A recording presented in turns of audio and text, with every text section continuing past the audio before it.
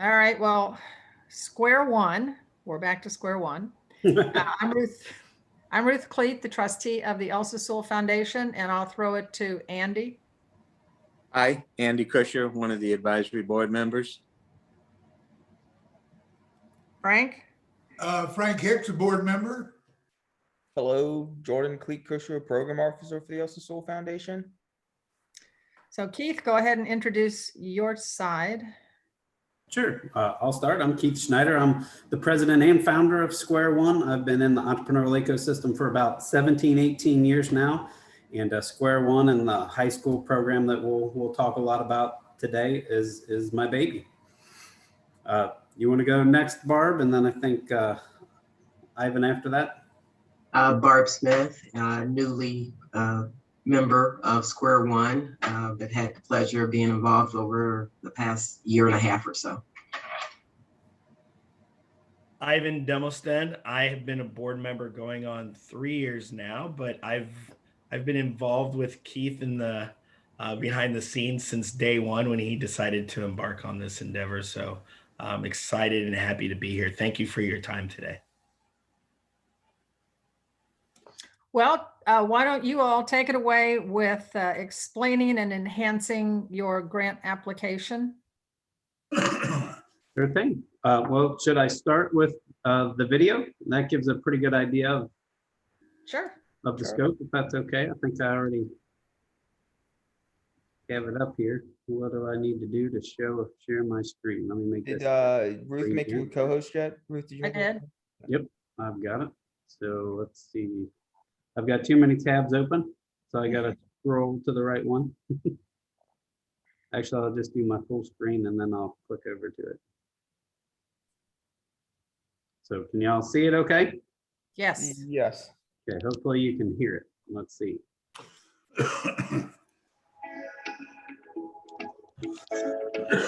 Congratulations on all you do for our community. I know our kids absolutely love it, and you're creating the next generation of entrepreneurs. I can't tell you how much we appreciate all the work that you do, and thank you very much for the award. It's sincerely appreciated. We appreciate it. It's a great honor. I love the program. The value of learning all of these skill sets that are offered through the program.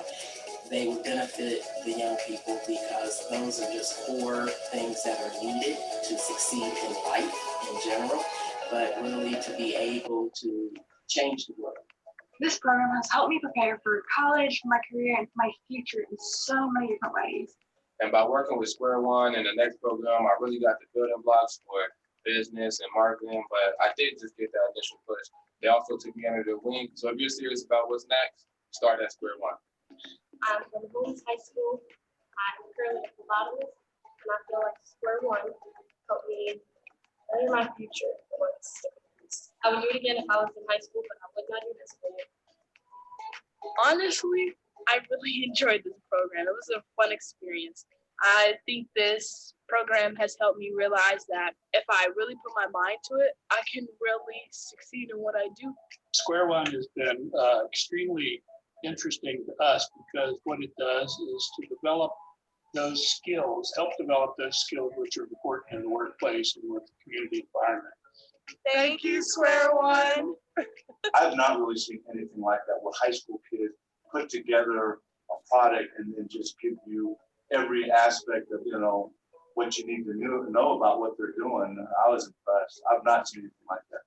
This is a great opportunity to let kids understand what's available for them and then give them the tools and the resources to go get whatever they want to do in life.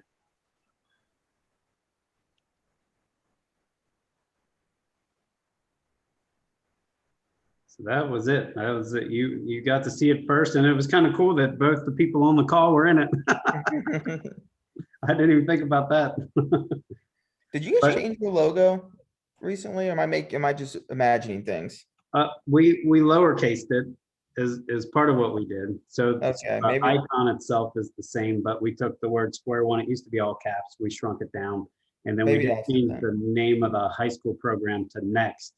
The students actually helped do that last year. We had that. We kind of worked them through the branding process and did a lot of projects with them around it. And they proposed some designs. They proposed some names, and Next is what what we settled on.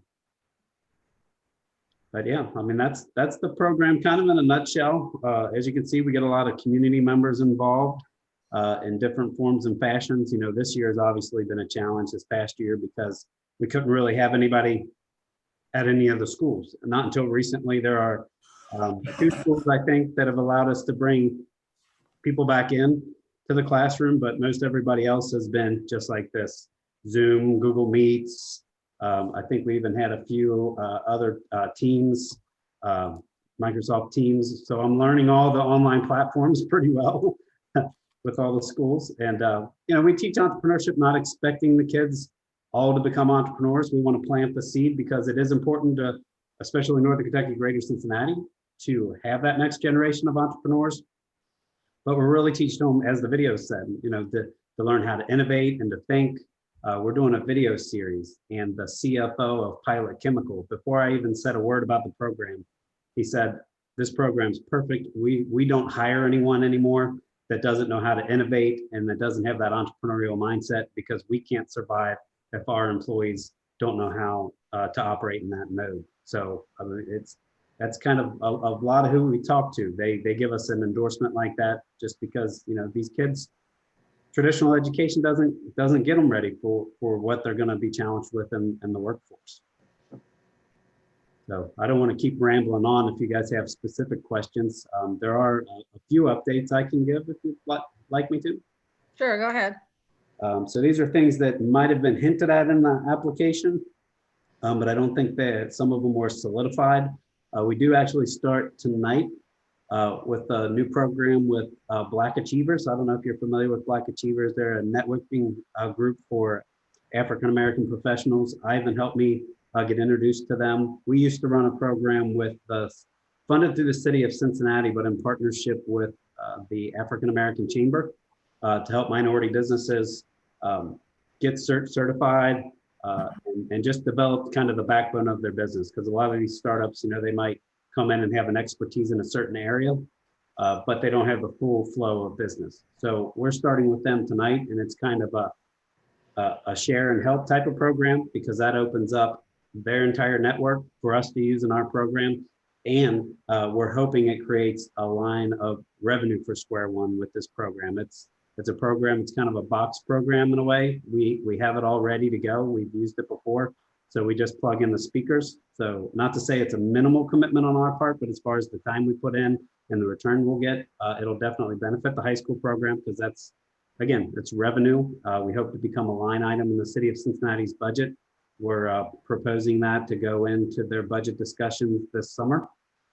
And that'll just help, you know, with sustainability. The other new partnership we have that we've been working on for a while, NKU finally got word on a federal grant from the Economic Development Administration. They got $750,000. We're one of the key partners in that grant. We're getting $50,000 over the next 18 months to run a similar program to what I just mentioned with Black Achievers down south of here, south of the 275 loop. And also a lot of the funding is supporting us to expand our high school program in that area. So that'll allow us, with the backing of NKU and their power, they open a lot of doors that sometimes a Square One that some people have never heard of. NKU opens those doors where we might not be able to open them ourselves.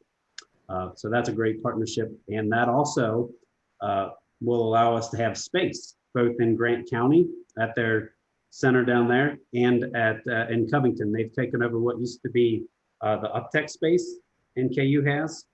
And we have an office there with them.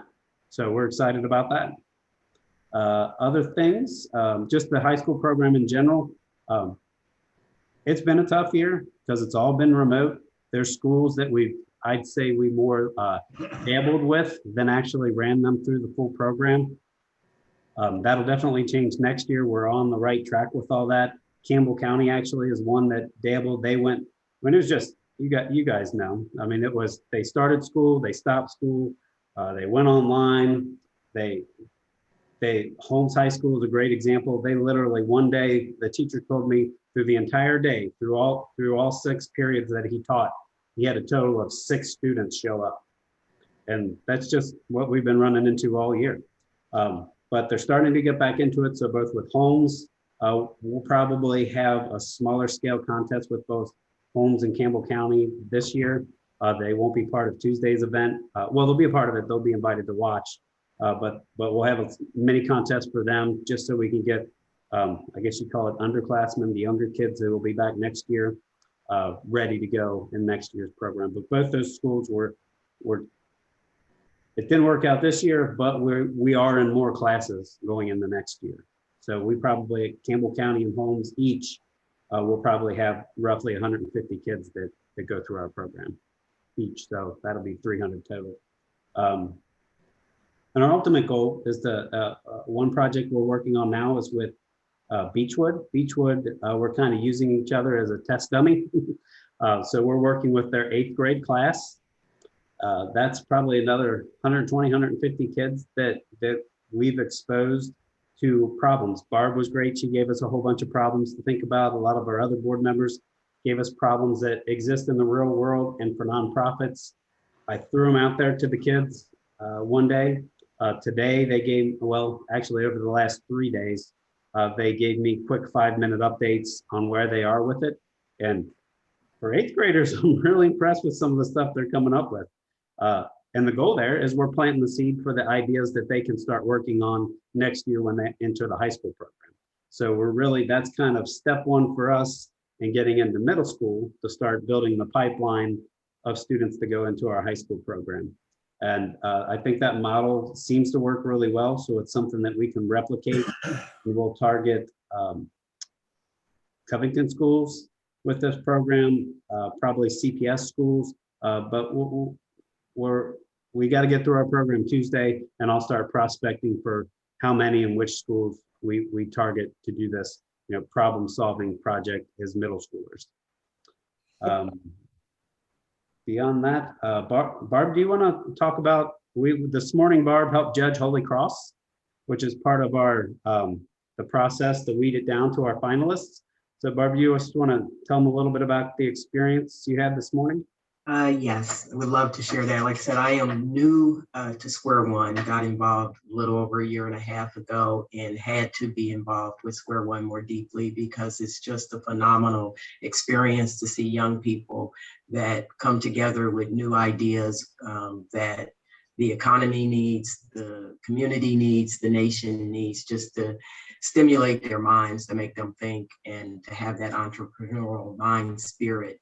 As an entrepreneur myself, it's like, I know how important it is for people to have that hope and that dream and to have someone to support that. And that's what Square One has been doing.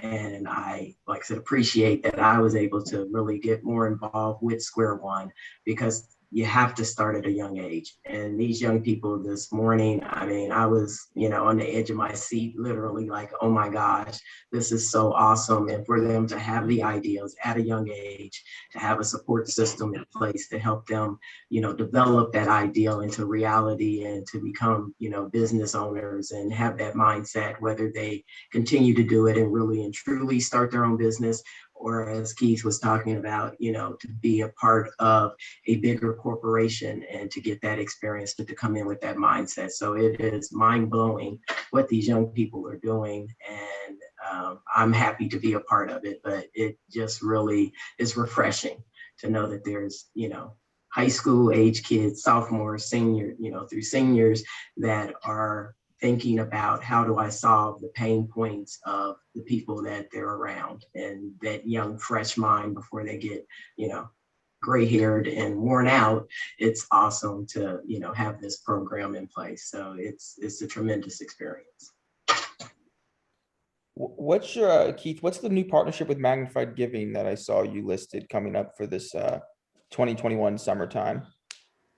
Yeah, so Magnified Giving's been great. We actually added Allison Kaufman to our next committee. So that's part of, that committee's kind of a think tank to help us figure out the now and the later. And it's actually been a great pool for fundraising as well. I think we've generated probably probably around $10,000 just directly from the people that are on that committee. But Magnified Giving doesn't give because they've got their own problems as a nonprofit. But what we're doing this summer is kind of cool. We actually pitched to Duke Energy. They gave us a little bit of money. I see that. Do you want me to let Dick Murgatroyd in? I see that he Oh my just gosh. Yeah. There he is. just popped up. Yeah, so what we're doing is kind of unique because Duke Energy, they wanted something that would be in their realm, right? Energy and environment and engineering, basically STEM type things. Hi, Mr. Murgatroyd, how are you, sir? Pretty good, sir. How are you? I'm good. Long time no see. I know it has been a while. I think last time I saw you, you were reading at St. Barbara's. Yes. I tried to distract you and embarrass you, but you're just locked in when you're up there. my Anyway. little choice. Good to see you, though. You're doing well. You haven't changed much. You're looking good. I appreciate you lying to me. That's very nice. Well, I try to be nice, Anyway, I apologize, Jordan, for interrupting myself, but yeah. So we're combining STEM with giving, with innovation and entrepreneurship. So basically, the morning part of the camp will be Magnified Giving, talking about nonprofits, the things that they do around philanthropy, and we're going to have a few nonprofits actually present, similar to what I mentioned with Beechwood. They're going to present some issues that they have, some problems, and then in the afternoon, we're going to work them through our program in terms of how to solve those problems. Where does technology play into it? And we're going to have each day's kind of themed like science, technology, engineering, and math. And so we're going to pitch to them, here's how you could use this to solve this problem. And then the goal is by Friday that these students are going to pitch solutions to the problems. So we're pretty excited about it. It's our first time doing it, but we're actually meeting tomorrow to talk more in depth about it and continue the planning. But we're excited about it, and Magnified Giving is awesome. How many high schools are you in right now, total? Like I said, this year's been tricky. If you look at the last couple of years, it's over 30. I think 33 was our high point. This year, there was a couple that we just never could get off the start-finish line with. But we do anticipate that they'll come back next year, just based on conversations with the teachers. So the more normal things get, the easier it is to put our program in there. But if you can't even get kids to school, it makes it tough to fit us in. But we're typically around 30 plus schools, and that'll be our goal. And of course, with the NKU grant, like I mentioned, we'll be adding at least 2 schools from the South, the South, Northern Kentucky. And then we have some, and I think through the Magnified, and that's another benefit to the Magnified Giving program. We're also running a summer program with the Brighton Center. That's more of a one-day boot camp. And then we're still working on YMCA. We know next year for sure, we're going to be working with the YMCA's Black and Latino Achievers program. So we're really excited about that. That's pretty much a mix. I guess it's after school and a mix of Black and Latino students from a variety of schools. So our hope with all those partnerships is it gives us a doorway into schools that we're not already in, and then we can continue to grow. And so, and the more the world opens up, the easier it is for me to manage because it's not all me. I can, send Ivan in, I can send Barb in, and they can take certain topics.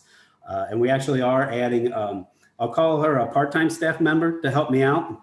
I call her part-time because she's going to help me with my side business as well. So if things are slowing down at Square One, she'll work on the Ennoble side. If things are kicking with Square One, she can focus all the way up to full-time on Square One. So it's a very entrepreneurial type of arrangement.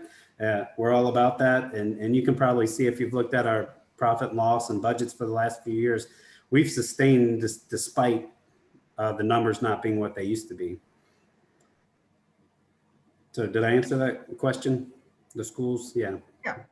So I guess in each school, obviously, depending on how many kids sign up, for this program is a team or more. So at like the end of the year, when you're doing this final pitch, you're having a minimum of 30 to whatever, 50 teams pitching. Is that correct?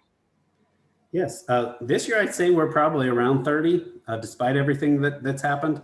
The way it works is they all get all the content. But when it comes, what month are we in now? April. So the March, April timeframe, maybe the end of February even, that's when kids start to realize that, it's just like life. Sometimes the idea is just not going to work.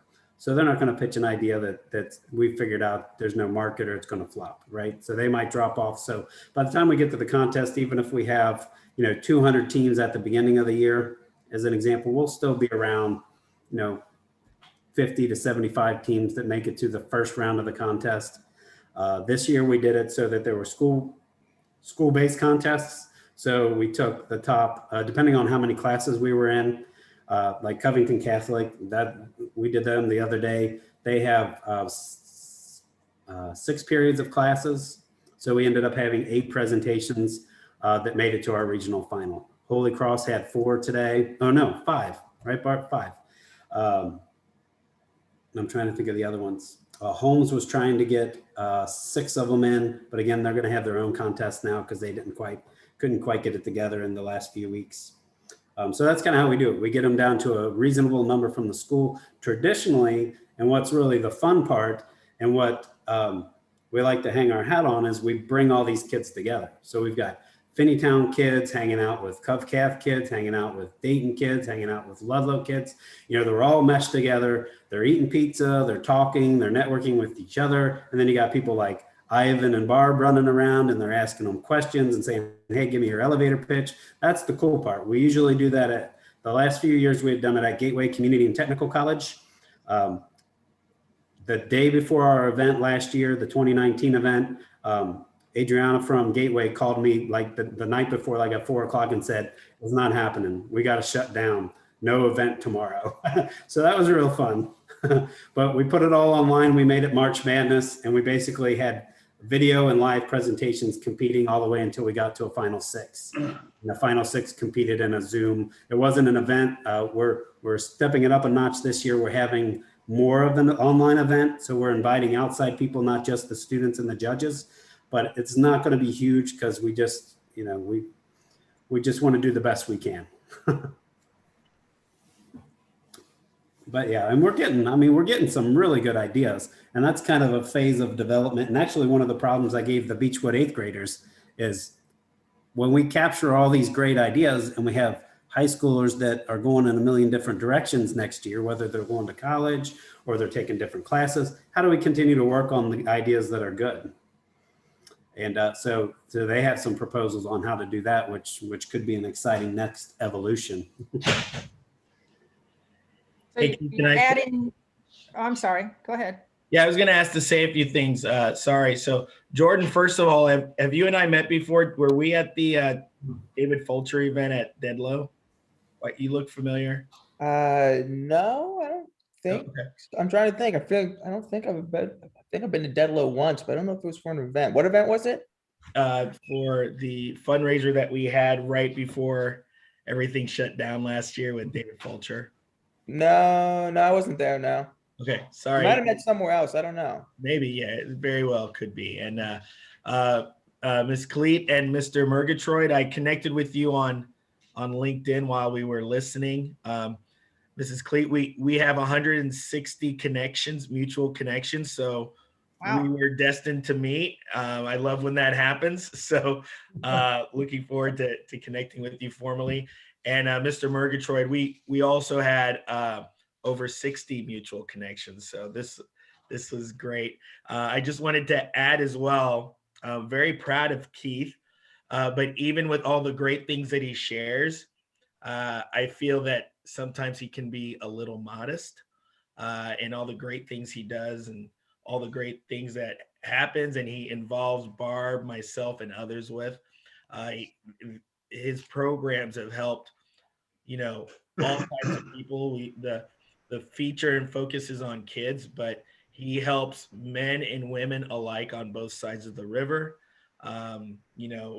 going into one of his programs and seeing a young lady who's struggling to get off the ground with the business, and another gentleman who maybe has been in business for 3 or 4 years and never can get to the next level, helping those in college. It's been a phenomenal experience to watch him and watch others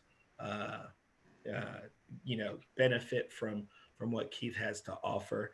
And also the event that he's talking about before pandemic, we had 84 high school teams presenting at Gateway. And if you recall, it was when we had the last tornado that came very close to downtown. It was on the same night. And if you could imagine, with 300 plus, almost 400 kids, we all shuffled all of our presentations and ran them down to the basement, and the kids were so hyped, sirens running and everything. All they wanted to do was present in front of the judges. So we were all in different corners in a dark basement with kids presenting. Phenomenal experience. And as he said, they're kids from both sides of the river, parochial, private, and public schools. And the ideas were phenomenal. And one of the last stories I'd like to share with you, in addition to all the great luncheons and benefits and the featured event that he has that keeps growing every year, I had the opportunity to be in one of his classrooms. And as we walked in there was definitely an air of excitement. These kids were going to talk about their ideas, which they're all great ideas. I haven't heard a bad idea. Obviously, some are better than others, but they're all great ideas. But everybody's like, on the edge of their seats, bouncing around. They can't wait to get up in front of us. And the whole time this is happening, my eyes really anchored on a young lady. Must have been 16, 17, 18 years old. And she was the only one really curled up, and her body language just showed that she was having a lot of apprehension.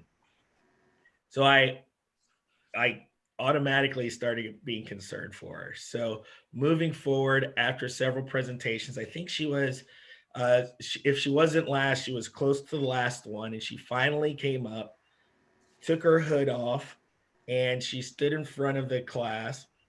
And she shared that she was sorry because her classmates, who she was teamed with her presentation, didn't make it to school. And so she, for whatever reason, she was the only one in front of the class that day. And she was going to try to do her best. And then she started telling us a story of how she wanted to be a nurse. And as she researched the nursing field and wanting to be a nurse, she had uncovered that mental health in nursing is a huge problem.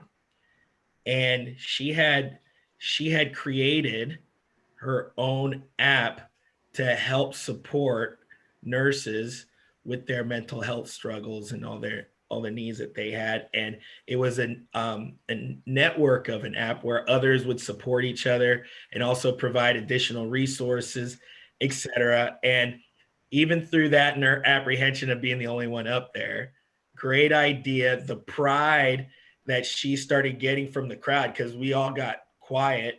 The adults, our eyes were so open. We were amazed. How can a teenager, I'm 3 times her age. How can someone like that have enough innovation, compassion, insight to not only think of this, but also try to be able to create a solution based on what she learned in the class? So just one of the highlights that I wanted to share with you. I'm eager to see a lot of these ideas, these students continue with them and try to bring them to the marketplace.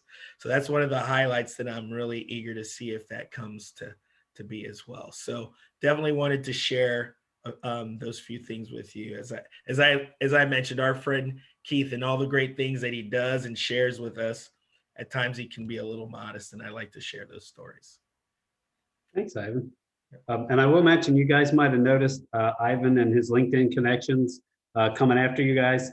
He teaches that to the students as well. So he'll come in and teach that online networking, LinkedIn. And so we've actually formed a group on LinkedIn, a Square One Next group, where we've got people like Ivan and Barb and people that they can link up with now that hopefully can be resources to them in the future. So, and of course, when you sign up for LinkedIn, there's a little checkbox that says you are at least 16 years old. So some of our students can't do it, but those juniors and seniors, our goal is to have them all come out of high school with a LinkedIn profile and a nice looking LinkedIn profile.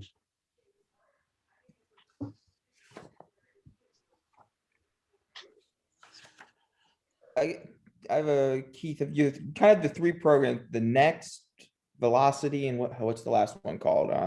Ignition. Ignition. If you were to like hypothetically make a pie chart of kind of percentages of kind of where either the most people are, or the most time is spent, however you want to quantify it, what would be, how would that pie chart look like? Most of your programming is in the Next program, and then a small is in kind of the Ignition, and then Velocity. How would that break down? Just that you would think. Yeah, I would say if you were to divide it into edible portions of a pie, all but one piece would be the Next program, and then Velocity and Ignition would share a piece. Okay. Because we really use those two programs to drive our Next program. It's kind of, when I started Square One, one of the reasons I did it is because there were a lot of entrepreneurs that I was helping and giving advice to, and most of the time, I was a government funded employee. The state of Kentucky passed a grant through either Triad or the E-Zone at the time, or through NKU, which is where I started. So I'd never been an entrepreneur myself. So I always kind of, I don't know if you call it guilt or what you would call it, but I always felt like I was doing a disservice to the people I was advising because I'd never been there, done that. And so I started Square One, I started my side business. And so now I've been there and done that. And that's why I continue to do the Velocity and Ignition program, because it helps me keep a toe in the entrepreneurial waters of what's going on with all the other startups. That way I know, what are accelerators, what type of companies are accelerators like SoCap and Brandery and Ocean and those types. I know what they're looking at, I know what they're looking for, and I can share that with the high school students. So it really, just keeps me in the loop on real world problems entrepreneurs are facing. And also, it builds a nice pipeline of other mentors and speakers and things like that that I can utilize in the high school program. So those other programs are very selfish, geared towards the high school, supporting the high schoolers. I thought your grant application said you would be expanding into middle schools, but it sounds like with Beechwood Middle School, you're already in middle schools. Yeah, we just started that maybe 3 weeks ago. We started it. So that's like I said, that's kind of the beginning. We have worked with their middle school before and a couple other middle schools, but really it was more like one day type things or maybe just a few meetings. It's never been a fully developed program, which is what we're going to now. And that's what even the Brighton Center program and at least one of the YMCA programs, if those end up happening, and Magnified Giving too, those are all no older than middle school. And our ultimate goal, really, there's an organization, and I think I mentioned in the application, called the Young Entrepreneurs Institute. It's out of Cleveland. They're funded very heavily by the Mott Foundation. I think they give the overall organization about $300,000 a year to promote all their programs, but a heavy portion of it goes towards entrepreneurship because, they see the value. Ohio's got Third Frontier and all these things geared towards developing entrepreneurs, that's the next wave of the economy, that if we don't grow our own, we're going to miss out on opportunities. So that's kind of a program that I've leaned on, and they've been awesome. I mean, they do not keep a secret. If I call them up and say, hey, what are you doing for this? Oh, let me send you our curriculum. And if I, what are you doing for that? And they share with their web tools with me. I've got a whole list of entrepreneurship themed games that you can run with students. I mean, they share everything. So our goal is to really be very similar to that organization for Northern Kentucky, Greater Cincinnati, where we teach K through 12, sprinkle in entrepreneurship at all the different levels, whether it's just, like a lemonade day type of event for younger kids or bake sales or whatever. to what we're doing with the problem solving in middle school, which leads into the high school program, which is, you know, a deeper dive into entrepreneurial development and innovation. Okay.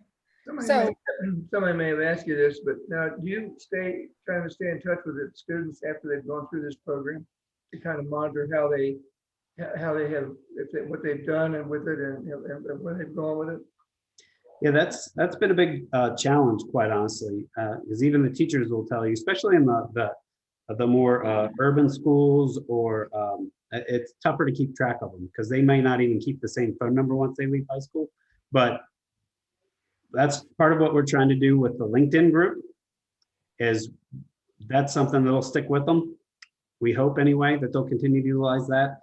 And then there's some, you know, like, you know, in the video, a couple of those students were former students, and we try and keep in touch. So it's really the best that we can do to keep in touch with them. For the most part, we know, you know, on their way out, we track if they're going to college or if they're starting a job. We'll be able to do that usually through our end of year surveys.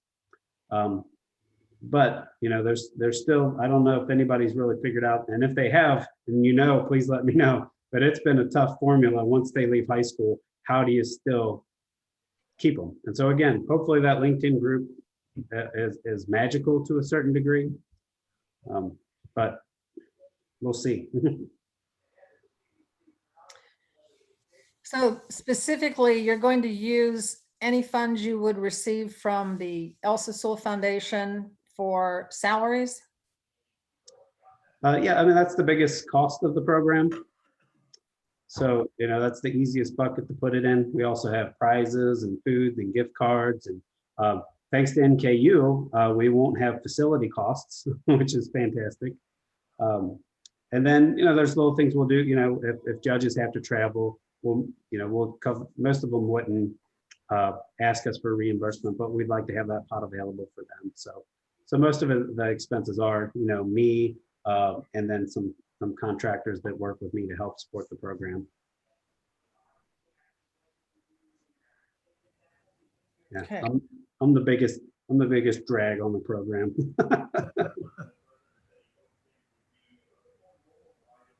How's Tony doing? Which Tony? Tony Z? The one that pitched at the. Oh, I don't know his last name. I just know him as Tony. Yeah, Tony Matone. Yes. Yeah, he has a roller coaster of a life. He was when he won the contest, he was at Cupcalf. Then he went to Dixie. Then he was homeschooled. But he interned for us for probably a good 18 months. He helped redo our website, and he was super useful, a super smart kid. And he's still, you know, we talk maybe every other month probably, and he's still kicking around his idea, which was the kind of the Uber for females only. And I don't know, probably most of you had it. I don't know, maybe you, Jordan, you might have been the only one that saw the presentation if you did. But he did a really nice job. He won the contest 3 years ago, I think, where and it was, he just played a video of a 2020 special at the beginning, which just scared the heck out of you if you were somebody that was going to get in an Uber. So it told the story of a lady that got in an Uber, and she woke up the next day in a parking lot somewhere. And so his solution to that, because apparently it happens a lot, was FemShare, which is it's female drivers, only female passengers, and it was going to compete with Uber and Lyft and those types of things. And he had some of it programmed. He actually did it himself. But like I said, he's had a very eventful life lately. So, but he still pokes around at it. Yeah. Is he in college? He is, I guess, technically a senior this year. Yeah, I guess he'd be a senior. I guess he was a sophomore when he won. Okay.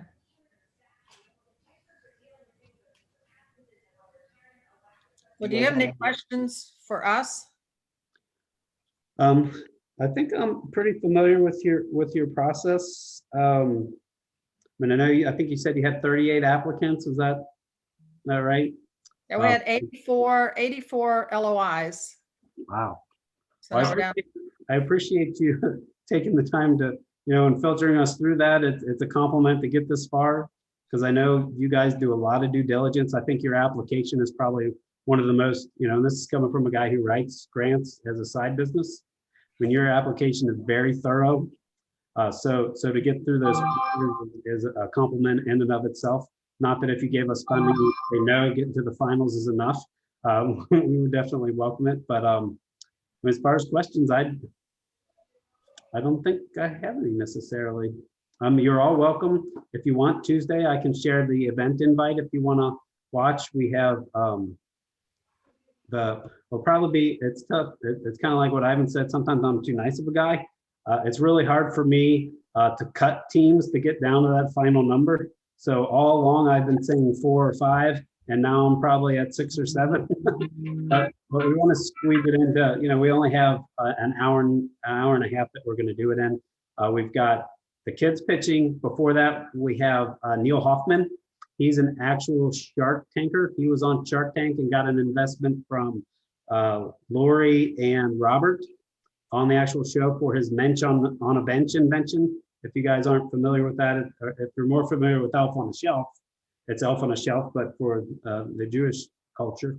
And so he got funded through them. He continues to work with them. So we're hoping that opens up some avenues for other opportunities down the road. But he's going to speak for 5 or so minutes. Then we'll have the kids pitch it. And then the Dean of Xavier's College of Business is going to talk while the judges deliberate.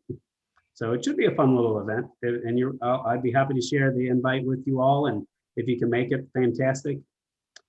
If you can, I'm going to record it and I can always share it later. Yeah. And Mrs. Cleet, is there anything Barb or I can do to support Keith and Square One during this process as well? Is there anything that we can do in the meantime? No. Did you have any other questions for us? No. No. Frank, how about you? Yeah, very interesting. Thank you. Our board meets actually a week from today on April 29th. And as you know, we like to get back to everybody within a week of the meeting. So the next week, which is the first week of May, you'd be hearing back from us. Sounds great. Yeah, and Jordan, you have judged in the past, so I appreciate your engagement. And yeah, last year I helped out. Yeah. Yeah, that's awesome. Okay. Maybe sometime in the future we'll see more of you judging next to us as well. That'd be fun. Great. Look forward to it. Hopefully it's not too far away from in-person judging as well. I know. So, yeah, that's fun. close. It's fun in person, right? Yeah. Well, I think go ahead. Keith, I'll just say that Tony Shipley, I'm in that angel group with him. Oh, yeah. Tony is an awesome dude. I don't know how he finds time for us, but he'll squeeze me in. Literally, we'll have 3-minute meetings, as long as I can meet him where he is. And he's a fantastic guy, does a lot for a lot of people. And we've got somebody else, Sue Baggett from, she's now on our committee that helps us with the next program. We're doing an online interview series. She was one of our interviewees. She helped spread that through social media. And that's something that we did that as kind of guest speaker-like content for the kids to share to the kids, but we also put it out on social media to raise awareness of what we're doing. So she was one. She's opening the door to hopefully get more angels involved with what we're doing. And who knows, that could be part of the missing piece of the formula on how we launch some of these good ideas. Because maybe some angels grab hold of these kids and say, what are you, stupid? And I literally yesterday at the it was at the Cub Calf competition. Carol Willis is the assistant director of the SOCAP Accelerator at NKU. Afterwards, when the kids had cleared out, she turned to me and she said, "These pitches are better than what I saw at UC last night." And that was UC's Spirit of Entrepreneurship pitch awards. So those are college kids pitching. And she thought some of our presentations rivaled those, which is honestly, having worked with a lot of those programs from NKU to UC to Xavier, that's kind of my goal. I want my kids to look at least as good as their pitches. Just a little friendly competition. Well, we appreciate you guys taking time this afternoon to meet with us and talk to us more about what you guys are doing. We thank you.